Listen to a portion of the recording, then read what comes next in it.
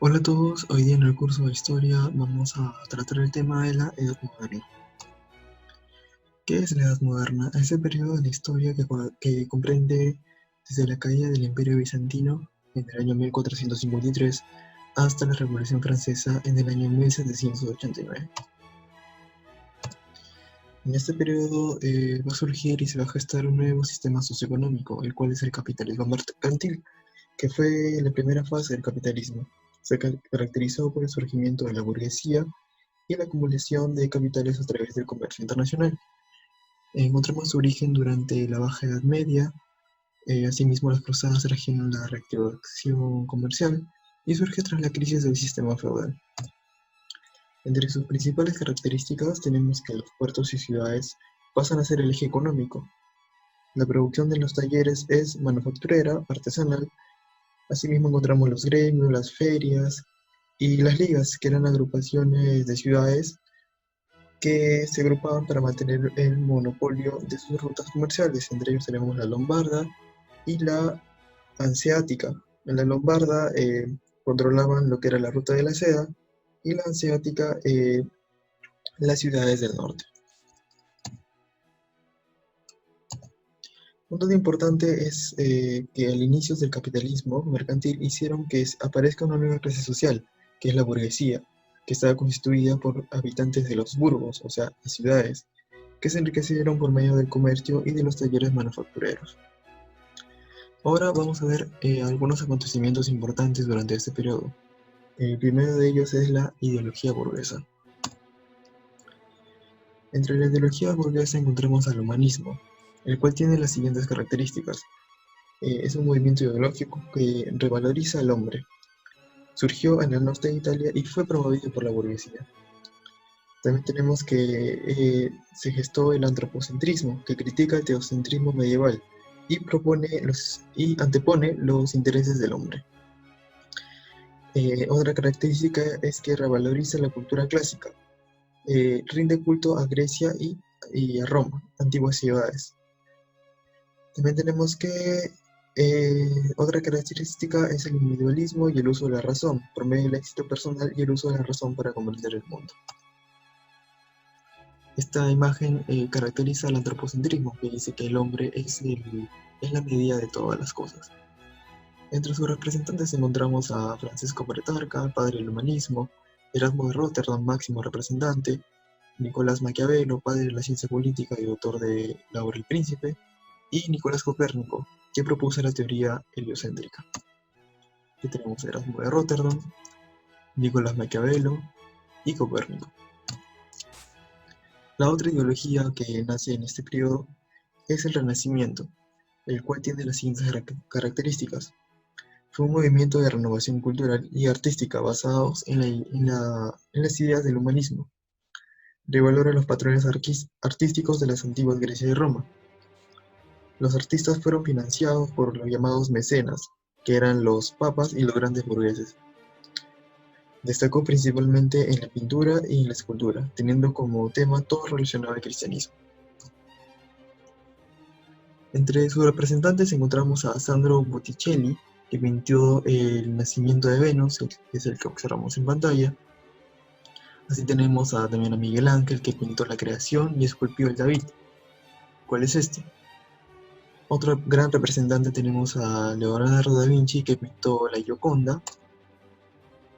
Y también tenemos a Rafael Sanzio, del cual destacan sus pinturas la Escuela de Atenas y la Sagrada Familia. Esta es la Escuela de Atenas.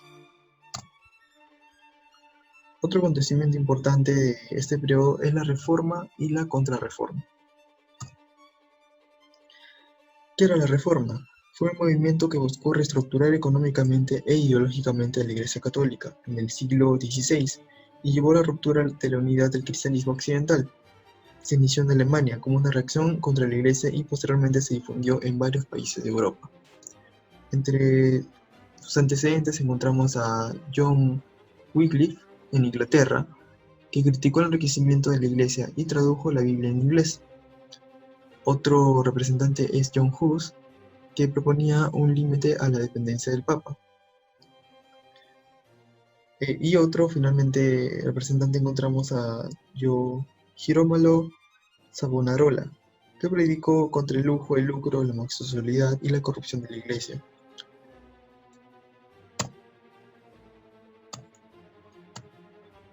Ahora veremos sus causas. ¿Qué ocasionó que se geste esta reforma? Pues una causa fue que la burguesía ve la Iglesia Católica como un obstáculo para el desarrollo del capitalismo mercantil. Por ello salieron con los monarcas y promovieron la fundación de iglesias nacionales. Otra causa fue que la nobleza feudal buscaba recuperar su poder, apoderándose de los bienes de la Iglesia. Otra causa fue las críticas del humanismo, movimiento que cuestionó las grandes distancias entre la conducta del clero y las enseñanzas de la Biblia. Un claro ejemplo de esto se plasma en el libro Elogio de la locura, de Erasmo de Róterdam. Y finalmente otra causa fue la corrupción y negociados del clero, que estas fueron las ventas de indulgencias.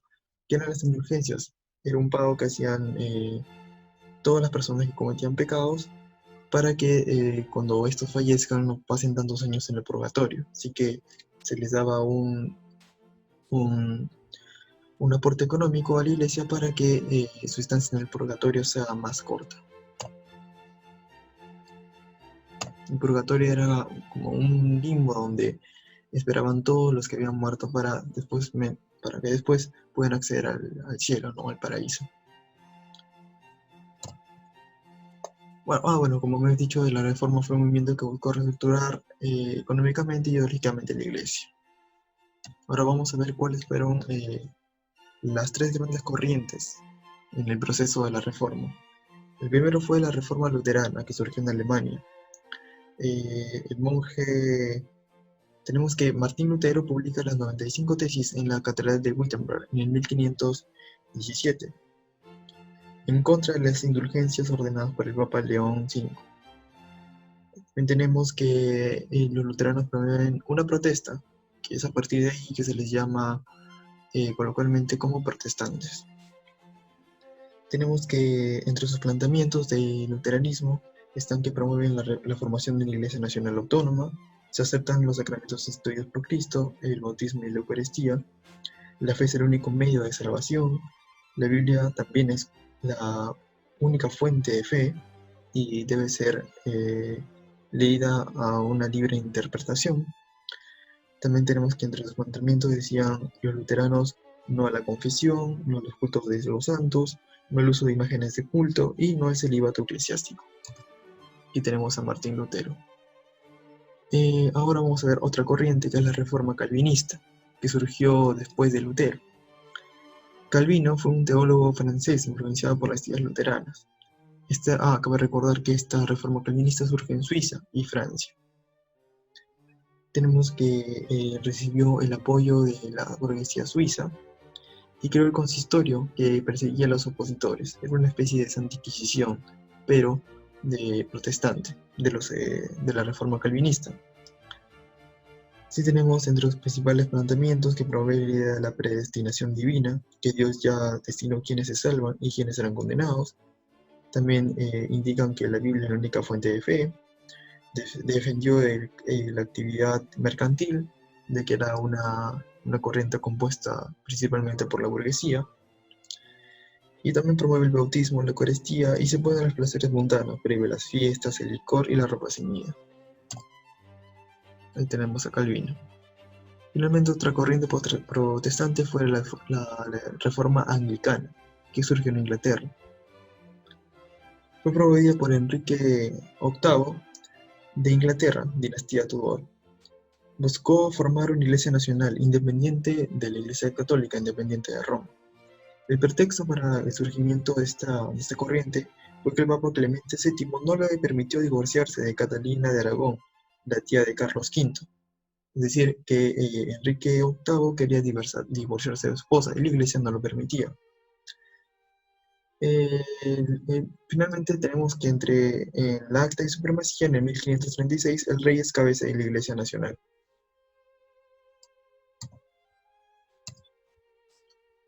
¿Cuáles fueron las consecuencias de la reforma? Tenemos tres grandes consecuencias. La primera es la división de la Iglesia Católica en iglesias nacionales. La segunda, que pérdida del poder económico de la Iglesia a causa de la secularización de las tierras, y surge en contraposición la Contrarreforma. Ahora, ¿qué era la Contrarreforma? Fue la reacción, perdón, de la Iglesia Católica para combatir el movimiento reformista protestante y recuperar su poder.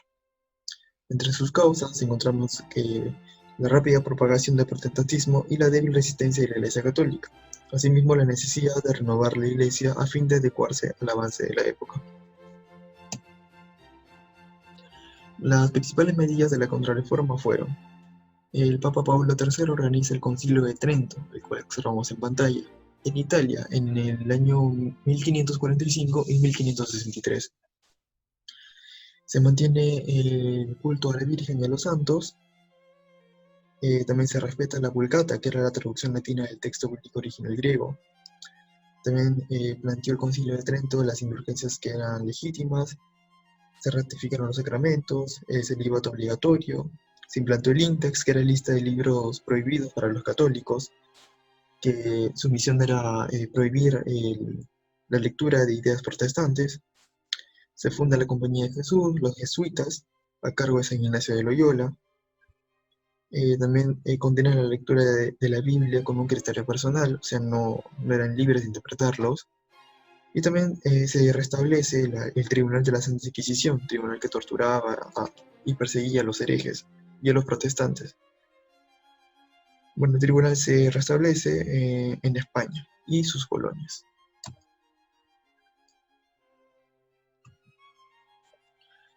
Ahora, otro gran acontecimiento de este periodo es la invasión a América, o el descubrimiento de América, o la conquista de América. Bueno, ¿qué fue la invasión a América? Fue el proceso de ocupación y explotación de la población y los recursos de América por la parte de la civilización europea. Ahora vamos a ver su causa y proceso. ¿Cuál fue la principal causa de la invasión? ¿Qué fue lo que provocó la invasión a América? Fue que los europeos buscaban nuevas rutas comerciales para llegar a las Indias orientales. Asimismo tenemos diferentes factores, los cuales fueron nuevos inventos como el astrolabio, la brújula, las carabelas, la pólvora. Teníamos también que en esa época surgió esta nueva idea la idea de que la Tierra era esférica. También tenemos los viajes de Marco Polo al Lejano Oriente y la crisis económica en Europa. También en esa época los navegantes tenían la creencia de que más allá del mar que está en Europa, el mar Atlántico, el océano Atlántico, existían numerosos monstruos, ¿no? Al que llamaban el mar tenebroso. Aquí tenemos dos proyectos principales, el cual fue el proyecto portugués y el proyecto español. El proyecto portugués fue impulsado por Enrique el Navegante y su objetivo era llegar a las Indias bordeando la costa occidental del África. Y mientras tanto, en el proyecto español tenemos que el impulsor fue Cristóbal Colón y el objetivo era llegar a las Indias navegando en dirección occidental en el Océano Pacífico.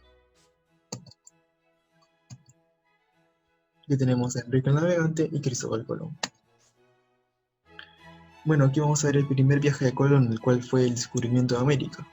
Colón partió desde el puerto de Palos hasta que partió en primer lugar con las caras de la Niña, la Pinta y la Santa María, hasta que Colón llegó a Guananí el 12 de octubre de 1492, fecha en que se descubre el continente americano. Entre los principales viajes de Colón encontramos el primero, el cual se descubre América. Asimismo se descubre las islas de Juana y la Española. En el segundo viaje descubre Puerto Rico, Jamaica y Haití, donde funda la ciudad Isabela. Cabe recordar que en el primer viaje instalan el Fortín Navidad, pero este fue destruido cuando volvieron al segundo viaje, por eso fundan la ciudad de Isabela. En el tercer viaje descubren Trinidad y Tobago, Venezuela, y es en Venezuela donde por fin pisan tierra firme. En el cuarto viaje descubren Centroamérica, Honduras, Nicaragua, Costa Rica y Panamá. Posteriormente van a comenzar las invasiones a lo que era el Imperio Maya, el Imperio Azteca y el Imperio del Tahuantinsuyo. La conquista de América. Cabe resaltar el contexto español en que se daba esto. Tras 8 siglos de invasión árabe, en 1492, justo en ese año, cayó Granada, que era el último bastión de los musulmanes. Asimismo, los reinos de Castilla y Aragón se unieron con el casamiento de los reyes católicos, quienes fueron Fernando de Aragón e Isabel de Castilla, que decían apoyarse en el proyecto colombino a través de la capitulación de Santa Fe. Asimismo, podemos señalar que Luis de Santangel fue el principal financista de la expedición. Aquí tenemos a los reyes católicos. Algunos datos son que se generó un conflicto entre Portugal y España. En 1493 se redactaron las bulas alejandrinas, donde la iglesia le daba la obligación a los conquistadores de evangelizar a los pueblos que se encontraban en dichos territorios. Y un año después, el Tratado de Tordesillas, el cual se dividían los territorios que habían conquistado España y Portugal. También un dato importante es que ¿por qué se da el nombre de América? Se da en honor a Américo Vespucio, que fue el primero en plantear que aquellos territorios no eran las Indias. También tenemos el viaje de circunnavegación, donde sirvió para comprobar la esfericidad de la Tierra, y fue dirigido por Fernando de Magallanes. Aquí tenemos el mapa del Tratado de Tordesillas, donde se dividían los territorios, tanto Portugal como España.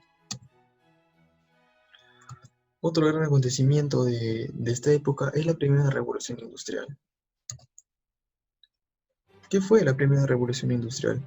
Fue el proceso de transformación tecnológica aplicada a la producción, que llevó a la sustitución del trabajo manufacturero por el mecanizado.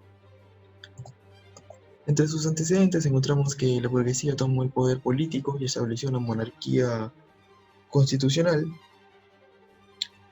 También tenemos que el Estado inglés llevó a cabo la política de campos cercados, con lo cual se apoderó de la tierra de los campesinos y en consecuencia estos se desplazaron a las ciudades. Y otro antecedente también es que con la revolución agrícola se introducen nuevos cultivos, nuevas técnicas, fertilizantes, herramientas, con lo cual la productividad mejorará notablemente. Ahora las causas de la primera revolución industrial. Una de las primeras causas fue la acumulación originaria de capitales, el contrabando de productos en las colonias ajenas, el corsarismo entre el tráfico de metales preciosos y el tráfico de esclavos llenaron de grandes capitales a la burguesía inglesa, que va a ser la principal clase en este periodo. También tenemos la gran demanda de producción textil. Inglaterra colocó sus productos textiles en todos los mercados del mundo, incluso en lugares como América, donde había restricciones. También tenemos otra causa, el desarrollo de innovaciones tecnológicas o nuevos inventos que fueron aplicándose a la producción.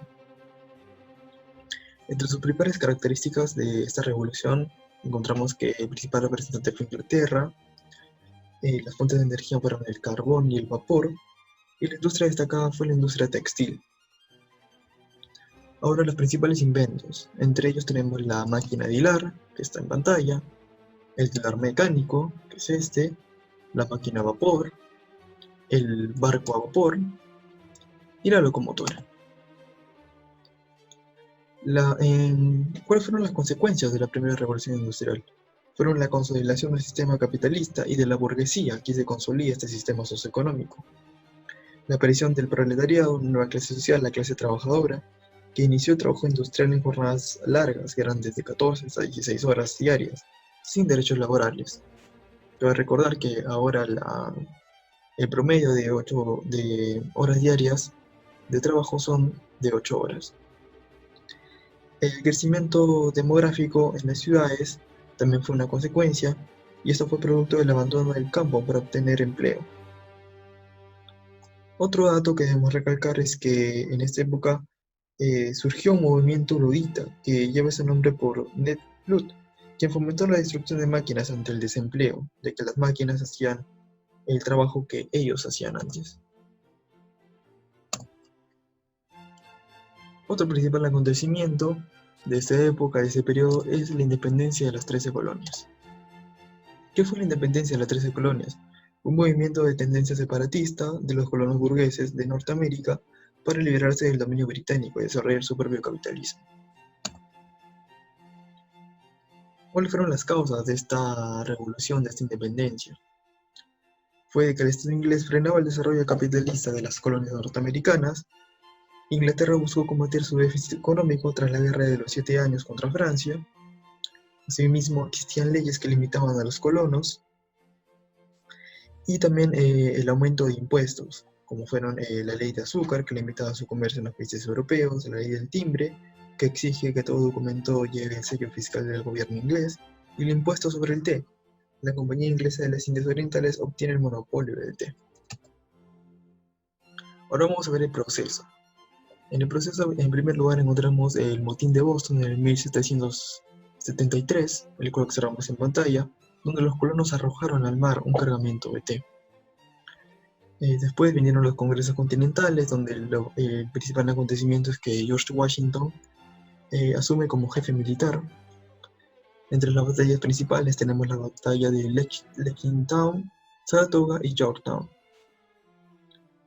Finalmente, en el Tratado de París, en 1783, Inglaterra reconoce la independencia de los Estados Unidos. Y finalmente, en la Convención de Filadelfia, en 1787, se redacta la primera Constitución, tal y como la conocemos ahora.